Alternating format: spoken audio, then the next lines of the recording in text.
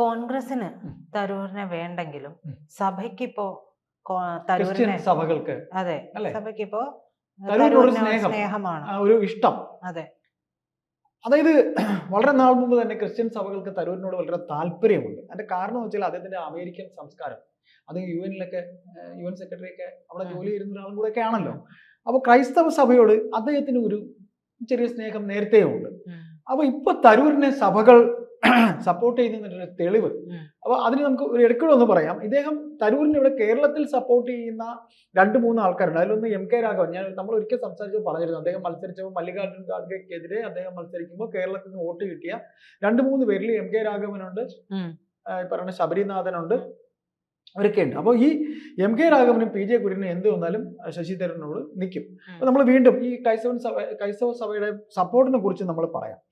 അതായത് Shashi Tharoor the project syndicate എന്ന് പറഞ്ഞുകൊണ്ടൊരു വെബ് ഒരു പോർട്ടലോ മറ്റോ എഴുതിയിരുന്ന ഒരു ലേഖനം ഉണ്ടായിരുന്നു. അതിന്റെ പരിവർത്തനം ദീപികയുടെ എഡിറ്റോറിയൽ പേജിൽ വന്നിട്ടുണ്ട്.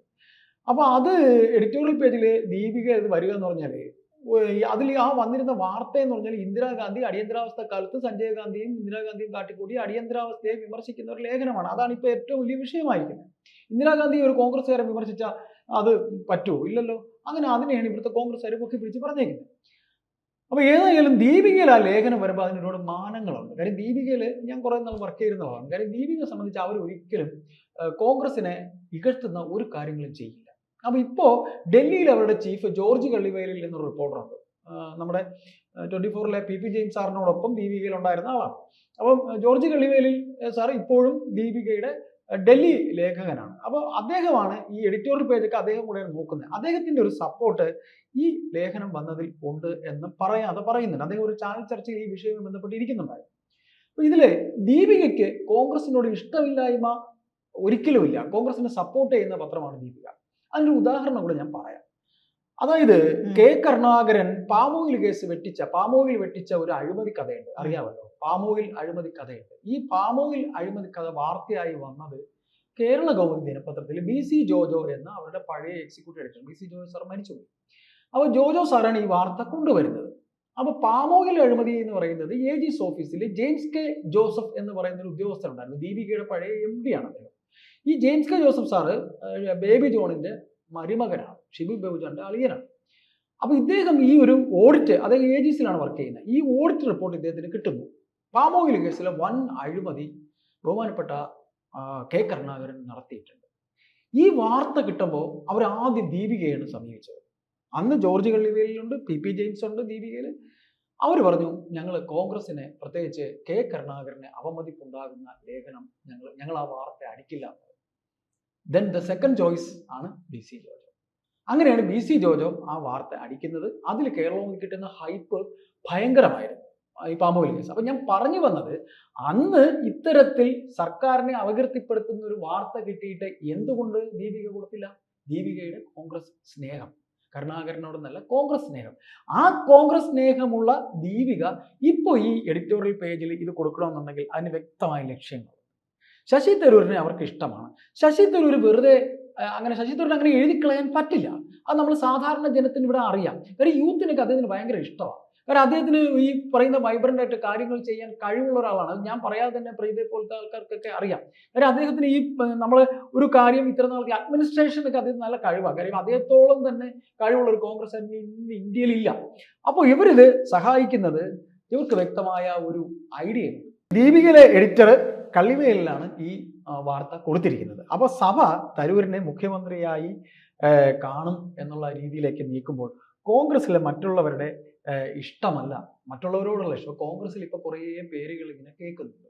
ഈ പേരുകളൊന്നും ഇവർക്ക് ഇഷ്ടമല്ല, ഈ പറയുന്ന സഭയ്ക്ക് ഇഷ്ടമല്ല. സഭയ്ക്ക് താല്പര്യം ശശി തരൂരാണ്. കാര്യം സഭ ഇത്തരത്തിൽ ക്രൈസ്തവ സഭകള് പിന്തുണയ്ക്കും എന്നുണ്ടെങ്കിൽ സഭ ഈ പറയുന്ന പോലെ ഇദ്ദേഹത്തിന്റെ പേര് ഉയർത്തിക്കാട്ടാൻ ഉമ്മൻചാണ്ടി ഉണ്ടായിരുന്നപ്പോൾ ഉമ്മൻചാണ്ടിയെ ഇവർ പിന്നെ ഒരു നേതാവായി തന്നെ അവർ കണ്ടിരുന്നു. പിന്നെ ഇതിനകത്ത് അവർ ശശി തരൂരിനെ പേര് ഉയർത്തിക്കാട്ടുമെന്നും കോൺഗ്രസിൽ അദ്ദേഹത്തിന് മുഖ്യമന്ത്രി ആക്കണമെന്ന് പറയുമ്പോഴും ഇവിടെ മറ്റൊരു കഥ കൂടെ പ്രചരിക്കുന്നുണ്ട്. ശശി തരൂർ മറ്റൊരു പാർട്ടി ഉണ്ടാക്കാൻ സാധ്യതയുണ്ട്. അങ്ങനെ മറ്റൊരു പാർട്ടി ഉണ്ടാക്കാൻ സാധ്യതയുണ്ടെങ്കിൽ അതിനെ LDF പിന്താങ്ങുമെന്ന് ആര് കണ്ടു? അങ്ങനെയെങ്കിൽ അങ്ങനെ തരൂർ പാർട്ടി ഉണ്ടാക്കുകയാണെങ്കിൽ തരൂരിന് അവിടെയും സഭ സപ്പോർട്ട് ചെയ്യാന്ന് പറഞ്ഞു. ഒരു വേള അദ്ദേഹം മത്സരിക്കുന്ന സ്ഥലത്ത് മാത്രം ജയിച്ചാലും മതിയല്ലോ, തരൂരിനെ ഇവർ പിടിച്ച് എന്തെങ്കിലും മന്ത്രിയാക്കില്ല എന്നുള്ള കാര്യം. ഇവരെ സംബന്ധിച്ച് LDFനെ സംബന്ധിച്ച് ഒരിക്കൽ കൂടെ ഭരണത്തിൽ കയറുമ്പോൾ ഇതേപോലെ കോൺഗ്രസിലെ AICC ഒരു അംഗത്തെ വലിച്ചുകൊണ്ട് ഇങ്ങോട്ട് വന്നിട്ട് ഇവിടെ നിർത്തി ഇവരെ വോട്ടും കൂടെ കൊടുത്ത് ജയിപ്പിച്ചാൽ അത് അവർക്ക് കിട്ടുന്ന അടിക്ക് കണക്കുണ്ടാവും. ആർക്ക്? കോൺഗ്രസിന്. ഈ മുരളീധരനും ഈ കണ്ട വാഗ്ദോരണി അത്രയും ഇദ്ദേഹത്തിനെതിരെ മുഴക്കുന്നവർക്ക് ചെപ്പാക്കുറ്റി കൊടുക്കുന്ന അടിയാവൂലേ? അപ്പൊ സഭയുടെ പിന്തുണ അദ്ദേഹത്തിന് കോൺഗ്രസിൽ നിന്നുകൊണ്ട് അത് എനിക്ക് തോന്നല്ല മുഖ്യമന്ത്രി സ്ഥാനാർത്ഥിയെന്നും അദ്ദേഹത്തിന് ഈ കോൺഗ്രസ്സുകാർ സമ്മതിക്കില്ല. അങ്ങനെ വരുമ്പോൾ അദ്ദേഹത്തിന് സഭയുടെ പിന്തുണ കിട്ടുന്നു എന്ന് കാണുമ്പോൾ നിങ്ങൾ സ്വതന്ത്രനായി മത്സരിച്ചോളൂ, എന്നാലും അവിടെയും ഈ കുര്യനും MK രാഘവൻ അദ്ദേഹത്തിനോടൊപ്പം ഉണ്ടാവും. ഇപ്പൊ MK രാഘവൻ എവിടെയെങ്കിലും മത്സരിച്ചാൽ മതിയല്ലോ. കോഴിക്കോട് രാഘവേട്ടൻ എന്ന് പറഞ്ഞ് ആൾക്കാർ വിളിക്കുന്നുണ്ട്. പിന്നെ PJ കുര്യൻ ചില്ലറക്കാരനല്ല, അതും നമ്മൾ ഒരിക്കൽ സംസാരിച്ചിട്ടുണ്ട്. PJ കുര്യന്റെ പത്തനംതിട്ടയിലുള്ള ഹോൾഡാണ് ആന്റണി ജയിക്കുന്നത്. സഭയ്ക്കകത്ത് PJ കുര്യന് ഭയങ്കര ഹോൾഡാണ്. അപ്പൊ അതും കൂടെ ആകുമ്പോൾ ഒരു 3 MLA അതിൽ ഒരാളെ മന്ത്രിയാക്കിയാലും പോരെ. ഇപ്പൊ ഉദാഹരണത്തിന് ഇപ്പൊ ബലാബലം വന്നാണെന്ന് വെച്ചോളൂ. എങ്ങനെ LDFന് 75 സീറ്റ് കിട്ടിയില്ല, അല്ലെങ്കിൽ മിനിമം വേണ്ടത് 70 സീറ്റ് അങ്ങാണ്ടല്ലേ, 70, 75 അങ്ങാണ്ടാണ്, 72, 70 ആണ്, ശരി ആവട്ടെ, 75 വെച്ചോളൂ. 150, 140 ആണ്. അപ്പൊ പകുതിയുടെ കുറച്ചും കൂടെ വേണം. 140ന്റെ പകുതി 70, 72 സീറ്റ് എന്ന് വെച്ചോളൂ, അല്ലെങ്കിൽ 71 സീറ്റ് എന്ന് വെച്ചോ. 70 സീറ്റ് കിട്ടിക്കഴിഞ്ഞാൽ തരൂരിന് 2 സീറ്റ് ഉള്ളപ്പോൾ അവിടെ ഇവിടെ നൂലായോ? ചിലപ്പോൾ BJP വല്ല സീറ്റ് പിടിച്ചാലോ? അപ്പൊ എന്തായി? അപ്പൊ ഇവിടെ തരൂരിന് സഭയുടെ പിന്തുണ കിട്ടുമെന്നുള്ള കാര്യം ഏതാണ്ട് ഉറപ്പാണ്.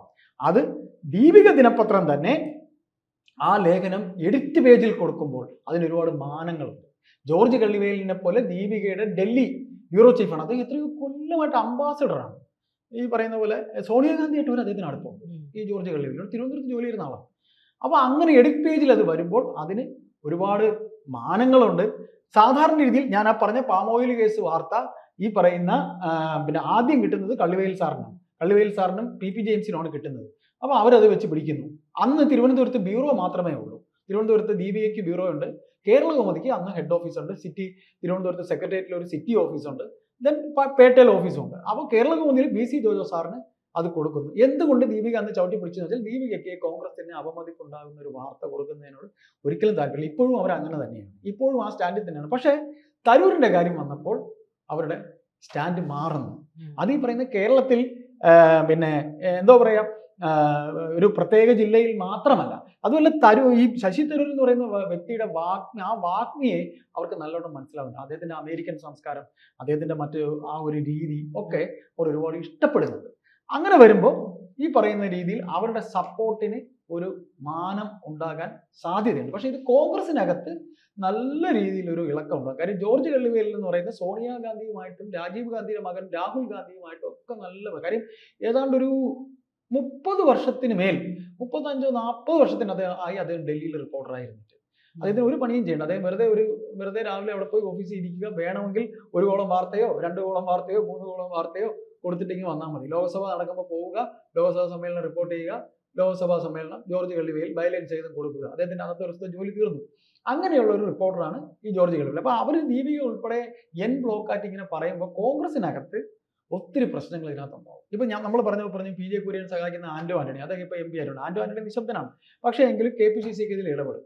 KPCC സണ്ണി ജോസഫ് ഒക്കെ ഇടപെടും, ബാക്കി ക്രിസ്ത്യൻസ് ഒക്കെ തന്നെ ഇതിനകത്ത് ഇടപെടും. ബാക്കി ക്രിസ്ത്യൻസ് ആയിട്ടുള്ള കോൺഗ്രസിനകത്തെ നേതാക്കളൊക്കെ തന്നെ ഇടപെടും. അത് ദീപികയ്ക്ക് ഒരുപാട് ആൻസർ കൊടുക്കേണ്ടി വരും. അതൊക്കെ ദീപികയ്ക്കാനുള്ള കപ്പാസിറ്റി ഉണ്ട്. കാര്യം 150 വർഷത്തിനടുത്തായ ഒരു പത്രമല്ലേ, പത്രം മുത്തശ്ശിയല്ലേ. അപ്പൊ നമുക്ക് കാത്തിരിക്കാം എങ്ങനെയാകും ഈ പറയുന്ന രീതിയിൽ ഇദ്ദേഹത്തിന്റെ ഈ ശശി തരൂരിന്റെ ലേഖനം എന്തുമാത്രം ഇമ്പാക്റ്റ് കോൺഗ്രസിനകത്ത് ഉണ്ടാക്കും, ക്രൈസ്തവ സഭ ഈ എടുക്കുന്ന സ്റ്റാൻഡ് ഇനി അങ്ങോട്ട് ഇത് പ്രാബല്യത്തിൽ വരുമോ എന്നുള്ളത് കൂടെ നമുക്ക് കാത്തിരുന്ന് കാണാം.